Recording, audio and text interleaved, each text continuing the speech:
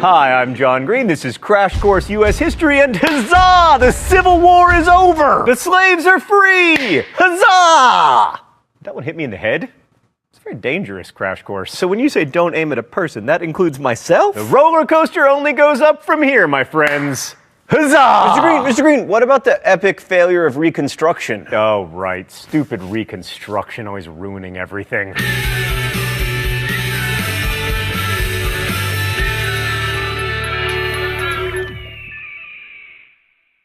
So after the Civil War ended, the United States had to reintegrate both a formerly slave population and a formerly rebellious population back into the country, which is a challenge that we might have met, except Abraham Lincoln was assassinated and we were left with Andrew I am the third worst president ever Johnson. I'm sorry, Abe, but you don't get to be in the show anymore. So Lincoln's whole post-war idea was to facilitate reunion and reconciliation, and Andrew Johnson's guiding Reconstruction principle was that the South never had a right to secede in the first place. Also, because he was himself a Southerner, he resented all the elites in the South who had snubbed him, and he was also a racist who didn't think that blacks should have any role in Reconstruction. Trifecta! So between 1865 and 1867, the so-called period of presidential Reconstruction, Johnson appointed provisional governors and ordered them to call state conventions to establish new, all-white governments. And in their 100% whiteness and oppression of former slaves, those new governments looked suspiciously like the old Confederate governments they had replaced. And what was changing for the former slaves? Well, in some ways, a lot. Like Fisk and Howard universities were established, as well as many primary and secondary schools, thanks in part to the Freedmen's Bureau, which only lasted until 1870,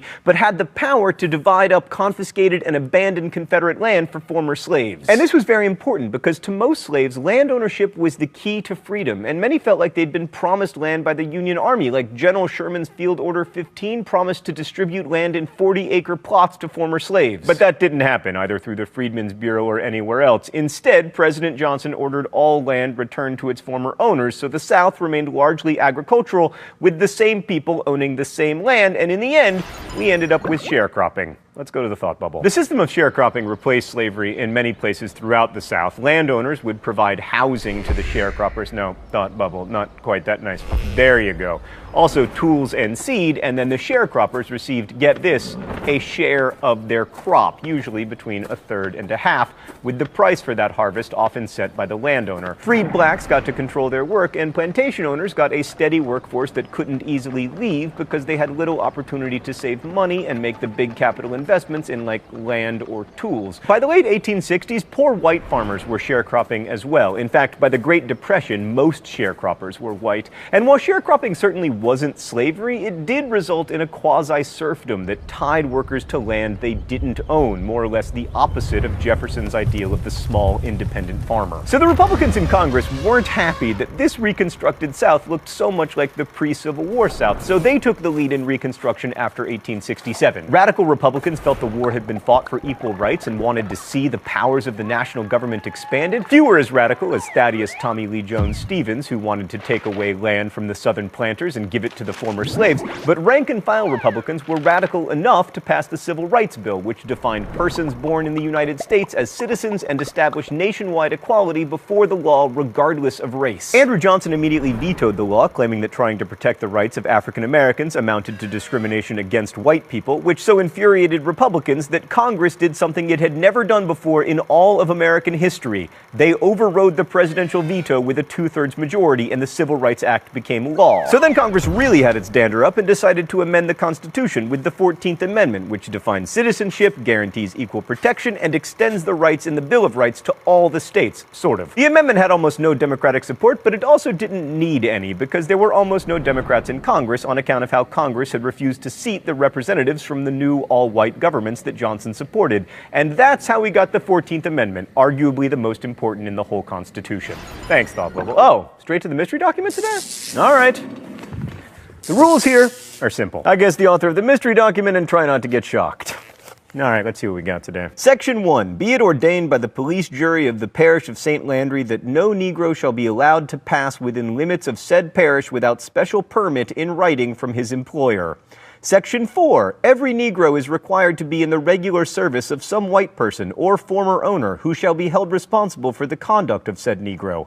Section 6. No Negro shall be permitted to preach, exhort, or otherwise declaim to congregations of colored people without a special permission in writing from the president of the police jury. Gee, Stan, I wonder if the president of the police jury was white. I actually know this one. It is a black code, which was basically legal codes where they just replaced the word slave with the word Negro. And this code shows just how unwilling white governments were to ensure the rights of new free citizens. I would celebrate not getting shocked, but now I am depressed. So, okay, in 1867, again over Johnson's veto, Congress passed the Reconstruction Act, which divided the South into 5 military districts and required each state to create a new government, one that included participation of black men. Those new governments had to ratify the 14th Amendment if they wanted to get back into the Union. Radical Reconstruction had begun. So in 1868, Andrew Johnson was about as electable in the U.S. as Jefferson Davis, and sure enough, he didn't win. Instead, the 1868 election was won by Republican and former Union General Ulysses S. Grant. But Grant's margin of victory was small enough that Republicans were like, man, we would sure win more elections if black people could vote, which is something you hear Republicans say all the time these days. So congressional Republicans pushed through the 15th Amendment, which prohibited states from denying men the right to vote based on race, but not based on gender or literacy or whether your grandfather could vote. So states ended up with a lot of leeway when it came to denying the franchise to African Americans, which of course they did. So here we have the federal government dictating who can vote and who is and isn't a citizen of a state, and establishing equality under the law, even local laws. And this is a really big deal in American history because the national government became, rather than a threat to individual liberty, the custodian of freedom, as radical Republican Charles Sumner put it. So, but with this legal protection, former slaves began to exercise their rights. They participated in the political process by direct action, such as staging sit-ins to integrate streetcars, by voting in elections,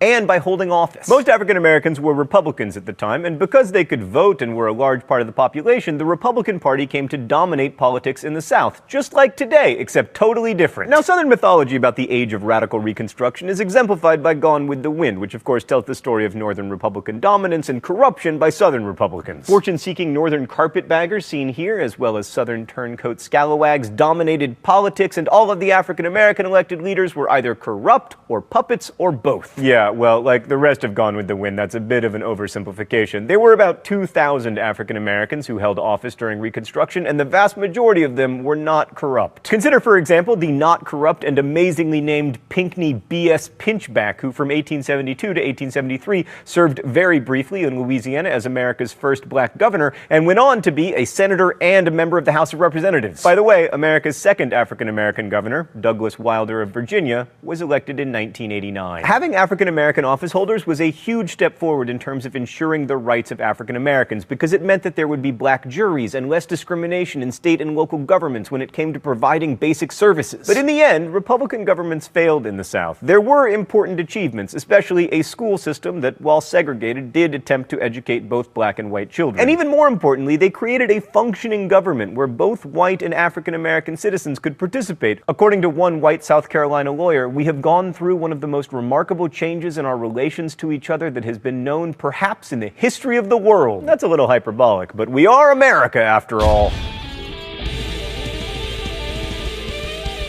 It's true that corruption was widespread, but it was in the North too. I mean, we're talking about governments. And that's not why Reconstruction really ended. It ended because, one, things like schools and road repair cost money, which meant taxes, which made Republican governments very unpopular because Americans hate taxes. And two, white Southerners could not accept African Americans exercising basic civil rights, holding office, or voting. And for many, the best way to return things to the way they were before Reconstruction was through violence. Especially after 1867, much of the violence directed toward African Americans in the South was politically motivated. The Ku Klux Klan was founded in 1866, and it quickly became a terrorist organization targeting Republicans, both black and white, beating and murdering men and women in order to intimidate them and keep them from voting. The worst act of violence was probably the massacre at Colfax, Louisiana, where hundreds of former slaves were murdered. And between intimidation and emerging discriminatory voting laws, fewer black men voted, which allowed white Democrats to take control of state governments in the South and returned 100 white Democratic congressional delegations to Washington. These white Southern politicians called themselves Redeemers because they claimed to have redeemed the South from Northern Republican corruption and black rule. Now, it's likely that the South would have fallen back into Democratic hands eventually, but the process was aided by Northern Republicans losing interest in Reconstruction. In 1873, the U.S. fell into yet another not quite great economic depression, and Northerners lost the stomach to fight for the rights of black people in the South, which, in addition to being hard, was expensive. So by 1876, the supporters of Reconstruction were in full retreat and the Democrats were resurgent, especially in the South. And this set up one of the most contentious elections in American history. The Democrats nominated New York Governor and NYU Law School graduate Samuel Tilden. The Republicans chose Ohio Governor and Kenyon College alumnus Rutherford B. Hayes. One man who'd gone to Crash Course writer Raoul Meyer's law school, and another who'd gone to my college, Kenyon. Now, if this election had been based on facial hair, as elections should be, there would have been no controversy. But sadly, we have an electoral college here in the United States, and in 1876, there were disputed electoral votes in South Carolina, Louisiana, and, of course, Florida. Now, you might remember that in these situations, there is a constitutional provision that says Congress should decide the winner, but Congress, shockingly, proved unable to accomplish something. So they appointed a 15-man electoral commission, a super committee, if you will, and there were 8 Republicans on that committee and 7 Democrats, so you will never guess who won. Kenyon College's own Rutherford B. Hayes. Go, lords and ladies! And yes, that is our mascot. Shut up. Anyway, in order to get the presidency and win the support of the super committee, Hayes's people agreed to cede control of the South to the Democrats and to stop meddling in Southern affairs, and also to build a transcontinental railroad through Texas. This is called the Bargain of 1877 because historians are so good at naming things, and it basically killed Reconstruction. Without any more federal troops in southern states and with control of southern legislatures firmly in the hands of white Democrats, the states were free to go back to restricting the freedom of black people, which they did. Legislatures passed Jim Crow laws that limited African Americans' access to public accommodations and legal protections. States passed laws that took away black people's right to vote, and social and economic mobility among African Americans in the South declined precipitously. However, for a brief moment, the United States was more democratic than it had ever been before, and an entire segment of the population that had no impact on politics before was now allowed to participate. And for the freedmen who lived through it, that was a monumental change, and it would echo down to the civil rights movement in the 1950s and 1960s, sometimes called the Second Reconstruction. But we're going to end this episode on a downer, as we are wont to do here at Crash Course US History, because I want to point out a lesser-known legacy of Reconstruction. The Reconstruction amendments and laws that were passed granted former slaves political freedom and rights, especially the vote, and that was critical. But to give them what they really wanted and needed, plots of land that would make them economically independent, would have required confiscation, and that violation of property rights was too much for all but the most radical Republicans. And that question of what it really means to be free in a system of free market capitalism has proven very complicated indeed. I'll see you next week. Crash Course is produced and directed by Stan Muller. Our script supervisor is Meredith Danko. The associate producer is Danica Johnson. The show is written by my high school history teacher, Raoul Meyer, and myself, and our graphics team is Thought Cafe. Every week there's a new caption for the Libertage. You can suggest those in comments, where you can also ask questions about today's video that will be answered by our team of historians. Thank you for watching Crash Course. Don't forget to subscribe, and as we say in my hometown, don't forget to be awesome.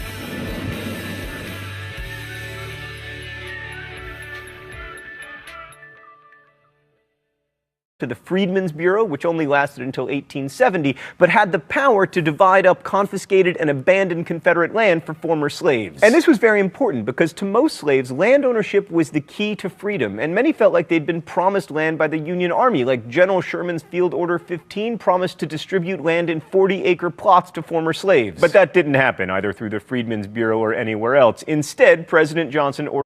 Hi, I'm John Green. This is Crash Course US History, and huzzah! The Civil War is over! The slaves are free! Huzzah! That one hit me in the head. It's very dangerous, Crash Course. So when you say don't aim at a person, that includes myself? The roller coaster only goes up from here, my friends.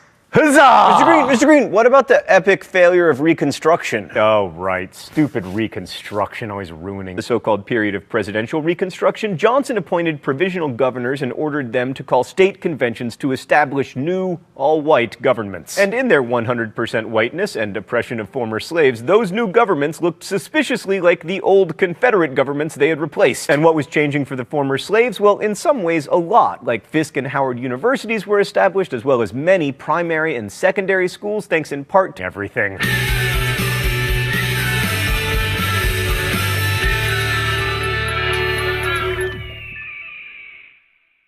So after the Civil War ended, the United States had to reintegrate both a formerly slave population and a formerly rebellious population back into the country, which is a challenge that we might have met, except Abraham Lincoln was assassinated and we were left with Andrew, I am the third worst president ever Johnson. I'm sorry, Abe, but you don't get to be in the show anymore. So Lincoln's whole post-war idea was to facilitate reunion and reconciliation, and Andrew Johnson's guiding Reconstruction principle was that the South never had a right to secede in the first place. Also, because he was himself a Southerner, he resented all the elites in the South who had snubbed him, and he was also a racist who didn't think that blacks should have any role in Reconstruction. Trifecta! So between 1865 and 1867,